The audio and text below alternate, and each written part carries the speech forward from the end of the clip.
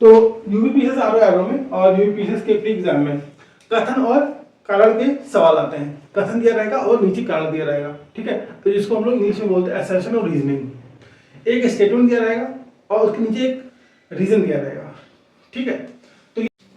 तो सबसे पहला स्टेप क्या होता है? सबसे पहला स्टेप होता है कि कथन को पढ़ना, कथन या असर्शन को पढ़ना, और पढ़ने के बाद उसको व्यक्तिगत रूप से, उस स्टेटमेंट को व्यक्तिगत रूप से जांचना कि वो सही है या गलत है, ठीक है। तो पहला हमारा स्टेप क्या होगा कि कथन के सही या गलत होने की क्या संभावना है। कथन के सही या गलत होने की क्या संभावना, अगर सही होता तो ठीक है, गलत होता तो भी ठीक है। आगे चलते हैं। सेकेंड स्टेप ये होगा कि रीजन को पढ़ेंगे, कारण को पढ़ेंगे और ये चेक करेंगे कि वो सही है गलत है। तो सेकेंड स्टेप में यही करेंगे कि सही गलत चेक करेंगे हम कारण का या रीजन का। ये इसलिए बोल रहे हैं क्योंकि आपका हो सकता है कि यहीं से ही काम बन जाए। सपोज करिए कि ये सवाल है कि कथन भोजपुरी पूर्वी उत्तर प्रदेश की लोक भाषा है। भोजपुरी पूर्वी उत्तर प्रदेश की लोक भाषा है, बिल्कुल सही स्टेटमेंट है। लेकिन मान लेते हैं कि अगर ये लिखा होता है भोजपुरी पश्चिमी उत्तर प्रदेश की लोक भाषा है, तो ये गलत हो जाता। जब ये गलत होता, असर्शन जैसे ही गलत होता, कथन जैसे ही गलत होता, तो हम ढूंढते कि ऐसा कौन सा ऑप्शन है जिसमें असर्शन गलत है। तो एक ही ऑप्शन मिलेगा आपको, तो ये वाला है कि असर्शन गलत है परंतु रीजन सही है। बिना रीजन पढ़े हमारा आंसर आ जाएगा। क्यों? क्योंकि इसमें देखिए दोनों सही है, पहला ऑप्शन दे रखा है दोनों सही है। इसका मतलब कथन सही होगा ना, तभी तो कह रहा है दोनों सही है, मतलब दोनों स्टेटमेंट सही, इसका मतलब है। तो पहला स्टेटमेंट तो गलत हो गया, तो ये आंसर हो नहीं सकता। इससे भी बोल रहा है दोनों सही है, बिल्कुल गलत है कि पहला ऑप्शन तो गलत है, तो आंसर ये हो ही नहीं सकता। इस प्रकार ए सही है, ए ही तो गलत है, तो ये भी आंसर नहीं हो सकता। तुरंत आपका आंसर मिल जाएगा डी वाला, आपका आंसर मिल जाएगा डी वाला। उसी तरह से सेकंड ऑप्शन में पढ़ेंगे हम, सेकंड रीजन जो पढ़ेंगे, आपका जो सेकंड स्टेटमेंट दे रखा है वो रीजन जो है, अगर उसको हमने पढ़ा कि पूर्वी उत्तर प्रदेश के लोग अन्य भाषाओं से असहज हैं। ये स्टेटमेंट जो है, पूर्वी उत्तर प्रदेश के लोग अन्य भाषाओं से असहज है। क्यों असहज होंगे भाई? अगर जब भी आपको निगेटिव सेंटेंस मिले, चाहे रीजन में चाहे असर्शन में, तो आप पहले सवाल करिए ऐसा क्यों है। तो पूर्वी उत्तर प्रदेश के लोग दूसरी भाषा से क्यों असहज होंगे? क्यों असहज होंगे भाई? उनको हिंदी भी आती है, काफी लोगों को अंग्रेजी भी आती है, तो क्यों असहज होंगे? तो ये बिल्कुल ही गलत है स्टेटमेंट, बिल्कुल गलत है। और जैसे ये गलत हुआ, वैसे ही आपका आंसर आ जाएगा ए सही परंतु आर गलत। क्योंकि रीजन सिर्फ इसी में गलत दे रखा है, बाकी किसी भी आपको ऑप्शन में रीजन गलत दिखाएगा ही नहीं। देखो इसमें बोल रहा है दोनों सही, इसमें भी बोल रहा है दोनों सही, इसमें बोल रहा है ए गलत परंतु आर सही, ठीक है। आर तो गलत है ही है, हमें पता है आर गलत है, इसका आंसर आ जाएगा आपका सी वाला। तो पहले स्टेप क्या होना चाहिए कि इंडिविजुअली चेक किया जाए कि असर्शन और रीजन गलत है या सही है, इंडिविजुअली अलग अलग चेक किया जाए, ठीक है। उसके बाद अगर अब क्या आती संभावना कि जब दोनों सही लगे आपको, जैसे कि हम पढ़ते हैं कि इसमें नहीं दे रखा है, एग्जाम्पल में नहीं दे रखा है, ठीक है। थर्ड स्टेप क्या होता, अगर मान लीजिए हमको लगा कि हमने कथन पढ़ा और पता चला ये कथन सही है, फिर हमने कारण पढ़ा और कारण पढ़ने के बाद हमको लगा ये कारण भी सही है, ठीक है। कारण, लेकिन जो हमने पढ़ा है ना, जो रीजन हमने पढ़ा है, ये हो सकता है इंडिविजुअली सही हो, व्यक्तिगत रूप से ये सही हो, ये हो सकता है व्यक्तिगत रूप से सही हो, और ये भी हो सकता है व्यक्तिगत रूप से सही हो। अब हम क्या करेंगे, हमारा जो थर्ड स्टेप होगा वो सबसे इंपॉर्टेंट है कि हम जब दोनों स्टेटमेंट इंडिविजुअली सही होगा तो हम क्या करेंगे, दोनों के बीच में कोई रिलेशन बिल्ड करेंगे। तर्क के आधार पे, लॉजिक के आधार पे हम दोनों के बीच में कोई संबंध स्थापित करेंगे। जैसे कि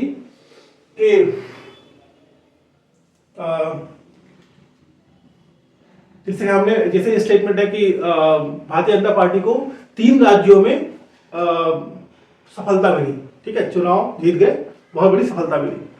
तो अगर हम, अब ये एक स्टेटमेंट हो गया, और सेकंड स्टेटमेंट अगर हम लिखते हैं, सेकंड स्टेटमेंट हम बनाते हैं कि मोदी जी का जो बहुत ही जबरदस्त नेतृत्व था उससे उनको सफलता मिली। तो दूसरा जो लॉजिक है ना, जो रीजन है, वो सही बैठ रहा है कि 3 राज्यों में सफलता मिली। क्योंकि मोदी जी का बहुत ही सफल नेतृत्व था इन तीनों राज्यों में। ठीक है, तो एकदम सही बैठ रहा है, मतलब दोनों स्टेटमेंट भी सही है और दोनों स्टेटमेंट में एक समझता भी है, मतलब एक कोऑर्डिनेशन है। मतलब सेकंड स्टेटमेंट मतलब रीजन जो है इस कथन को जस्टिफाई कर रहा है, रीजन इस कथन को जस्टिफाई कर रहा है, मतलब ये स्टेटमेंट इस स्टेटमेंट को जस्टिफाई कर रहा है। ठीक है, जैसे कि और अगर ये सवाल है, जैसे एक स्टेटमेंट हमने और बनाया कि मान लेते हैं, लिखते हैं कि भारतीय क्रिकेट टीम, ठीक है, फाइनल तक पहुंची, उसका बहुत ही शानदार प्रदर्शन रहा। ठीक, बिल्कुल सही है, बिल्कुल सही है। और कारण हमने लिखा, कारण नीचे लिखा कि विराट कोहली, शामी और रोहित शर्मा का बहुत ही शानदार प्रदर्शन रहा।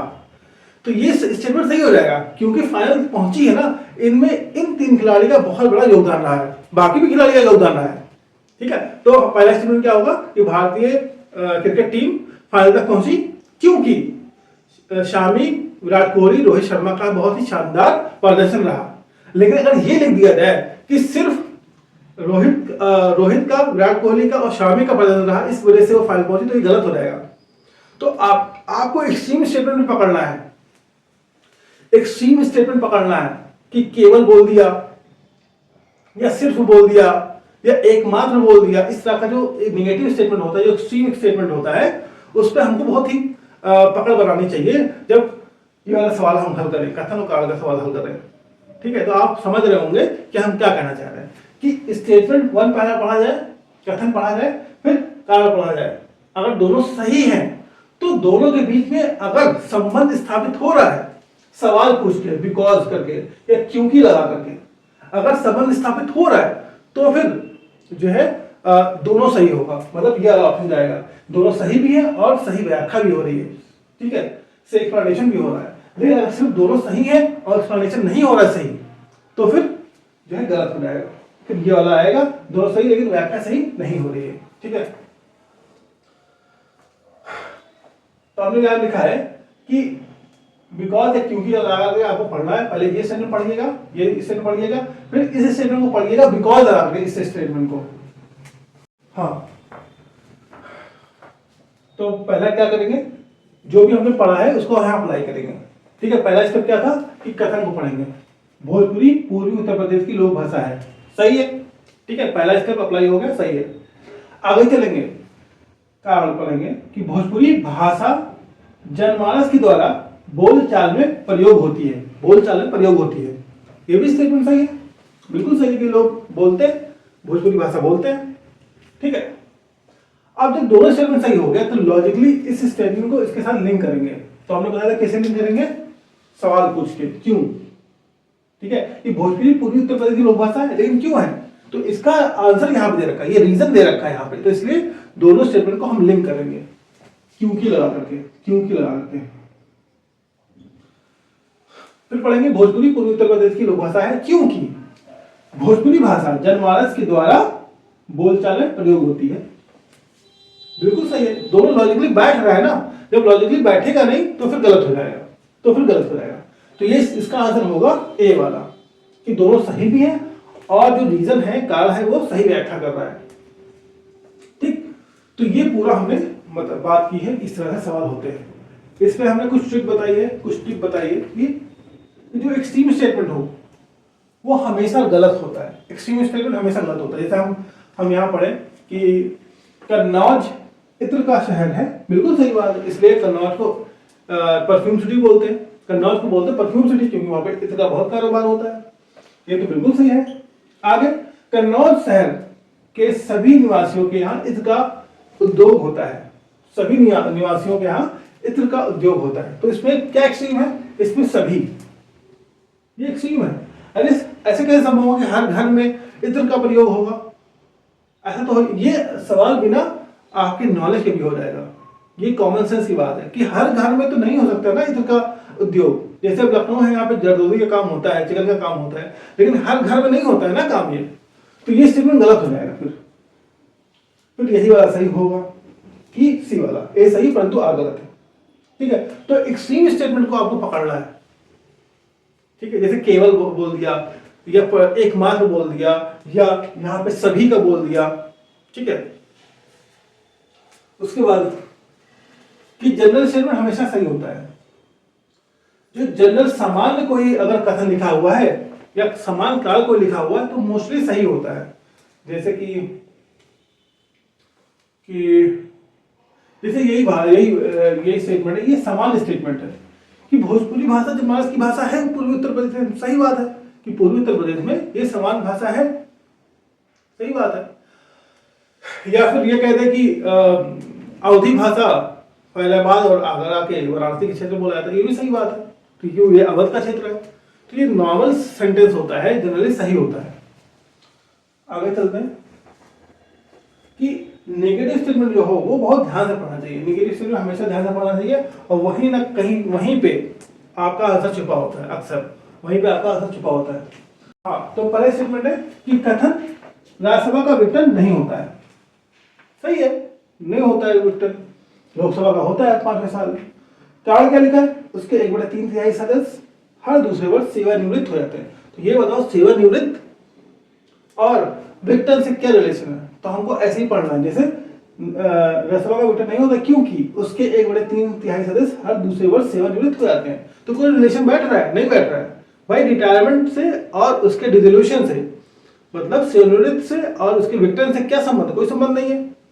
और अगर वहीं पे अगर ये लिखा जाता कि राज्यसभा का विघटन नहीं होता है क्योंकि वो एक स्थायी सदन है, क्योंकि वो एक स्थायी सदन है, यहाँ पे लिखा होता काल में कि स्थायी सदन है, तो समझ में आता, सही होता।